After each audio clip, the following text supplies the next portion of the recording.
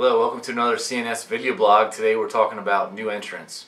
I have Rob Duvall, who's an account manager at CNS, and he's going to kind of walk through some of the process and questions that we hear from a lot of truck drivers starting up their new venture. Alright, for our first question today, regarding a truck driver who wants to come in and start up their own new venture, can you list out the steps and processes that they should take? Yeah, we'll start with the first step, and that's deciding whether they want to be LLC, a sole proprietor, become incorporated. It's my job to explain the benefits of each. We tend to lead customers down the path of the LLC. The LLC does a good job of separating your personal liability from the company. So that's really the first step, is deciding which avenue as far as your company name do you want to go down. After the business the classification is decided, then we move on to making sure that name's available first. We don't want to go down and start a company in a name that's already chosen. So we first want to make sure the name's available. Then we're going to lock down your EIN number, which is similar to a social security number for the business. And then we're going to get those corporation documents submitted for you. Now that the corporation documents are submitted, it's time to talk with the client about getting their DOT number. There's discussions had about whether they're going to be for hire or private property, whether they're going to be intrastate, which means staying in the state only, or interstate, which means they have the ability to go outside the state. If they're going to be for hire, then that's going to lead down the path of needing your operating authority, which is your MC. And some states require a public utility commission number as well. For clients that decide that they want to haul for hire and they would get the MC number, there's a 20-day wait period for that MC number to become active. And in that 20-day wait period is when you want to start shopping your insurance and getting that ball rolling. Because if you file during that 20-day period, on that 21st day, if the filing is in place, you will become active. And for the last part, we're getting down to the nitty-gritty here. We're down to about, almost 20 days is up. Then we're going to start talking about the compliance aspect of that. Getting the client driver qualification files, make sure they're qualifying their drivers properly. Getting them enrolled in drug and alcohol programs.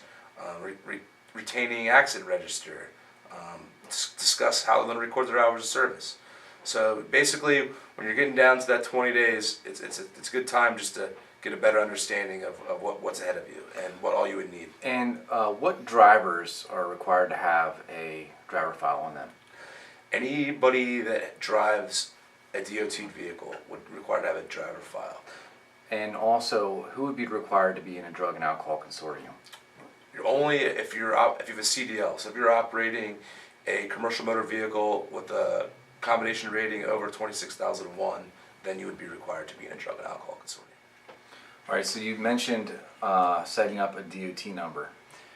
What would be the benefits to having someone like us or yourself set up the DOT number as opposed to a truck driver doing it themselves?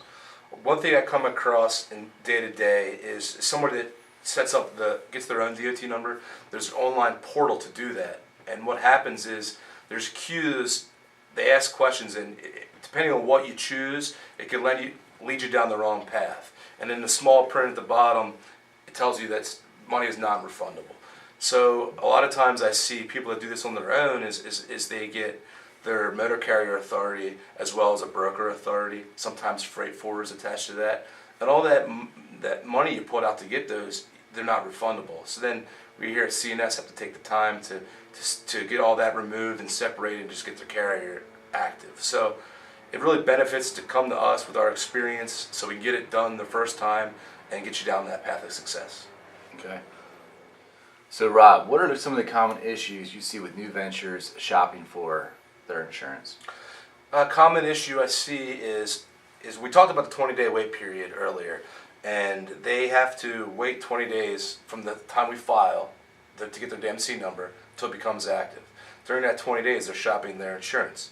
So you're holding a lot of pressure on that agent to get that filing in place so you come active on that 21st day.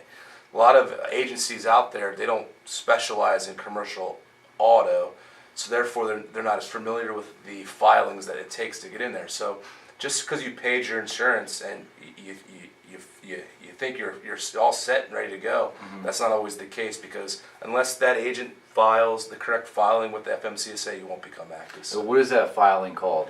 That filing is called a BMC 91X. Awesome. All right, after we get the new ventures set up with their authorities and their insurance, you mentioned the compliance piece. Can you talk a little bit more about that? Yes, every new venture within the first about 9 months, they receive a new entrant audit.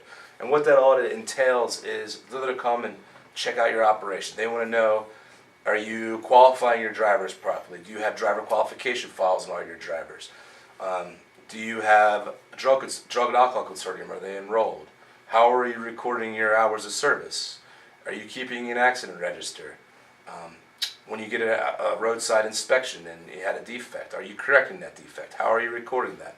So they're going to come out 9 months after you get your DOT, just kind of to come out and see your business and see how you're operating. So you want to make sure that you have all that in order when they come out, because you want to get off on the right foot with the federal agents and the FMCSA. All right, Rob. Regarding the new entrant process, what can CNS do to get these guys firing in all cylinders?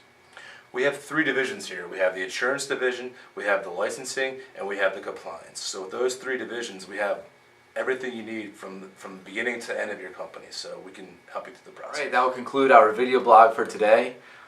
New Ventures Part 2 will be coming out shortly, and that will be with our insurance department. So please check that out when we have it up.